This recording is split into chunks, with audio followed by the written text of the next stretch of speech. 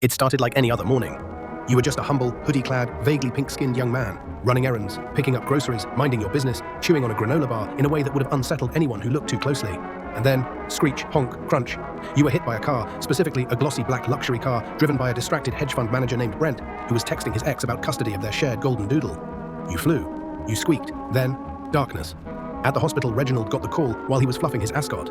When the nurse said your name, he dropped his French press, screamed something about a lover in peril, and ran through the streets in silk pajamas and fox fur slippers. He arrived in a frenzy. Where is he? Is he conscious? Is he wrinkling? They wouldn't let him in at first, said he wasn't technically family, so he threw his wallet at the front desk and shouted, "I will buy this hospital and turn it into a shrine to my beloved if you do not let me in right now."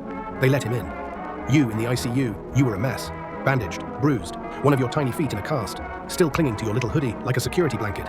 Monitors beeped, machines whirred, your vitals were stable. Barely.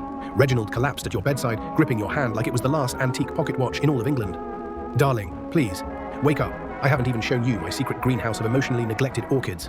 No response. "You have to wake up. I never even told you that I like the way you chew. It reminds me of survival, of life." Still, nothing. He let out a choked sob. He took off one of his rings and slid it onto one of your little claw fingers. "You can't leave me. I haven't even gotten to show you what I look like in morning velvet." And that's when his parents arrived. The Thistlewits see it all. Lady Vesperine in her full morning outfit. She wears it just in case. Lord Edric with his walking stick and decades of judgment. They saw their son, normally pristine, aloof, untouchable, crumpled over your hospital bed. Eyes red, makeup smudged, love bleeding out of him like wine from a cracked goblet. "I don't care how young he is," Reginald said, not even noticing them. "I love him, and if he dies, so help me, I will become a recluse and write cursed poetry for the rest of my life." Silence. Then, for the first time in 2 decades, Lady Vesperine put a hand on her son's shoulder. "We didn't know. It was real." Lord Edric stepped forward. "He makes you feel. I've never seen that before. Not since that cellist in Venice." "Don't bring up Anton," Lady Vesperine hissed. But Reginald didn't hear them. He was still holding your hand, still whispering, "Please, come back to me. Just open those little, disturbingly tiny eyes. I'll buy you anything. I'll finally let you decorate the library. I'll stop saying things like, 'miserable little waif,' when you cry during dog food commercials." You wake up, with a groan, a snort, and the softest click of your mole rat teeth. You stir. "Reg?"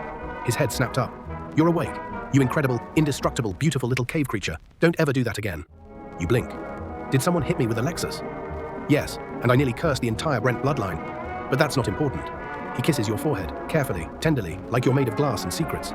Then, Lady Vesperine steps forward. "You're very important to him. I see that now."